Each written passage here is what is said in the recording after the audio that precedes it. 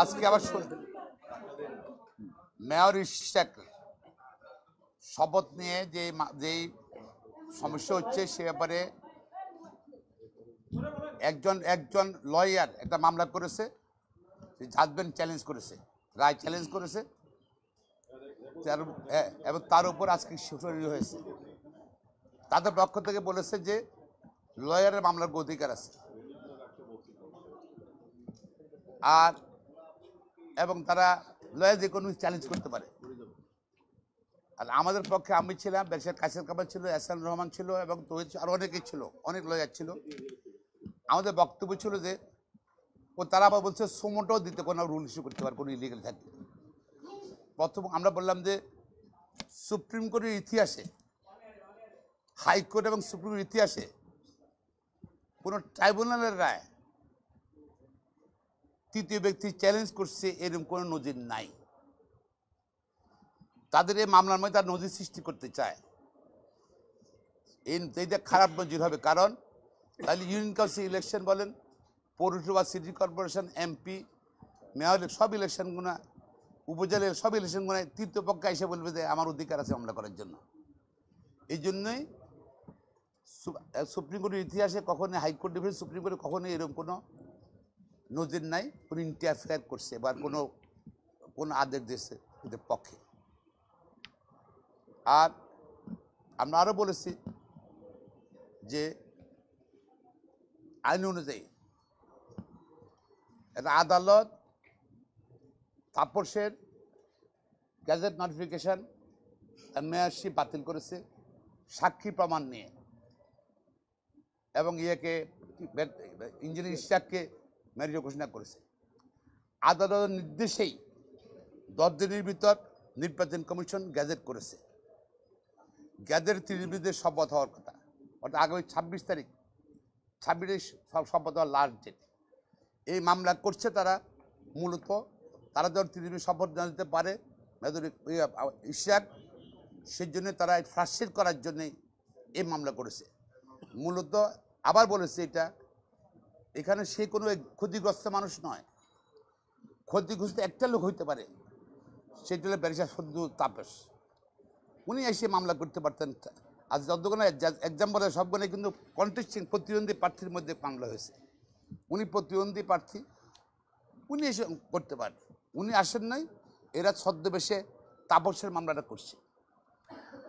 আর এখানে যেহেতু ইন্টারফারেন্স করার সুযোগ নাই, সোমোটোর কথা বললাম, তাই বলে সোমোটো কোর্ট যদি সোমোটো কোর্ট সুপ্রিম কোর্ট তো ছিল, দেশের প্রধান বিচারপতি এস কে সিনহাকে যে সময় ক্যান্সারের কথা বলে রাষ্ট্রীয় বিচারিত করলো, দেশ স্বার্থ দিল না, থাইল্যান্ডের রাস্তাতে পদত্যাগ করালো, সুপ্রিম কোর্ট থেকে নিশ্চুপ ছিল কেন? সোমোটো তো কোনো আদেশ দেননি আপনারা। বা অন্যরা অনেক ঘটনা করছে 15 বছরে এই আদালতে বা বাইরে, সোমোটো কিছু করেন নাই তো আপনারা, নাথিং। সোমোটো হবে কেন? আর আর যেটা হলো জনস্বার্থ হলে কি, জনস্বার্থ রাস্তাঘাট, বিল্ডিং, পরিবেশ, এগুলো নিয়ে মামলা দেখাচ্ছে না। যেগুলো করতে পারি একজন লয়ার করতে পারে, নট এ প্রাইভেট কেস, যেটা কন্টেস্টিং পার্টি, সেখানে তো তৃতীয় পক্ষের কোনো অধিকার নাই। এটা যদি তারা আসছে মূলত এখানে জনগণের বিরুদ্ধে আসছে হাইকোর্টে,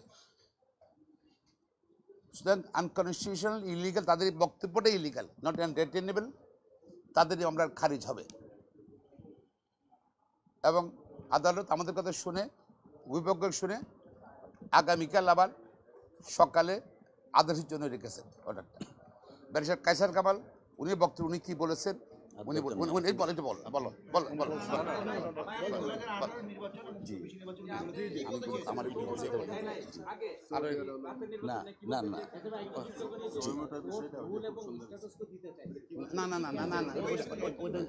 না, থ্যাংক ইউ।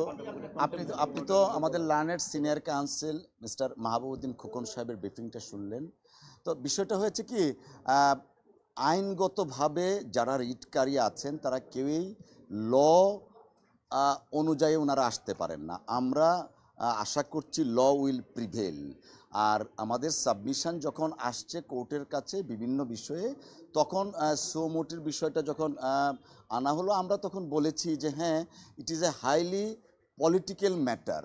ইতিপূর্বে আমাদের এই বাংলাদেশে গত 15 বছর আমরা দেখেছি যে কোনো পলিটিক্যাল ম্যাটারকে মহামান্য হাইকোর্টে আনা হয়েছে এবং in the name of high court order political agenda বাস্তবায়ন করা হয়েছে। তো after losing of so many lives, হাজার মানুষের রক্তের বিনিময়ে 5ই আগস্টের পরে দেশের মানুষ আর দেখতে চায় না মহামান্য সুপ্রিম কোর্টকে আবার কোনো পলিটিক্যাল ম্যাটারে ইনভলভ করে কোনো ব্যক্তি বা কোনো গোষ্ঠীর কোনো স্বার্থ উদ্ধার হোক। পাশাপাশি সুমোটো যদি এই ব্যাপারে করতে লাগে তাহলে 2014 পার্লামেন্ট ইলেকশন ছিল, সেই ব্যাপারে এটা ক্রিস্টাল ক্লিয়ার। 2018 নির্বাচন ছিল, আমিও প্রার্থী ছিলাম, উনিও প্রার্থী ছিলেন, আমার ভোটটা আমি পর্যন্ত দিতে পারি নাই। রেদার মিস্টার মাহবুবউদ্দিন খোকন ওয়াজ ইনজিওর্ড, গুলি খেয়েছিলেন। তো এই সমস্ত ব্যাপারে তো তখন মহামান্য আদালত সোমোটে কোনো কিছু করেন নাই।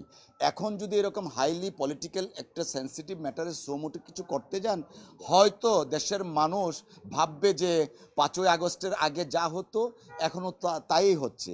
আমরা চাই ইম্পার্শিয়াল জুডিশিয়ারি, যে কারণে মাননীয় প্রধান বিচারপতি মহোদয় রাত দিন পরিশ্রম করছেন সকলকে নিয়ে একটা ইন্ডিপেন্ডেন্ট জুডিশিয়ারি ক্রিয়েট করার জন্য, সচিবালয় ক্রিয়েট করার জন্য।